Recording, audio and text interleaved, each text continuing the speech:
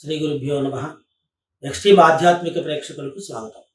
దేవుడి పూజా మందిరాన్ని ఎప్పుడు శుభ్రం చేసుకోవాలి, ఇలాంటివన్నీ మనకి చిన్న చిన్న విషయాలు. ఇవన్నీ కూడా ఎప్పుడైనా మనం దేవుడి మందిరాన్ని మంగళవారము శుక్రవారము కాకుండా మిగతా రోజుల్లో మనం శుభ్రం చేసుకోవచ్చు.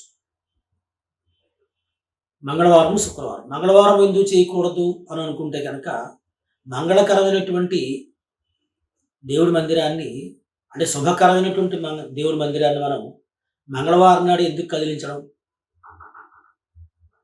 మంగళుడు అంటే ఏమిటి? మంగళవారం అంటే శుభ జయవారం అన్నారు. జయవారం అంటే దిగ్విజయం వచ్చేటటువంటి వారం. ఆ వారం రోజు ఎందుకు చేయాలి? ఎందుకంటే పసుపు కుంకుమ అందులో ఉంటాయి కాబట్టి మంగళ శుక్రవారాలు దాన్ని కదిలించకూడదు, తొడవకూడదని చెప్పడానికి మంగళ శుక్రవారాలు చేయకూడదని చెప్పడం జరిగింది.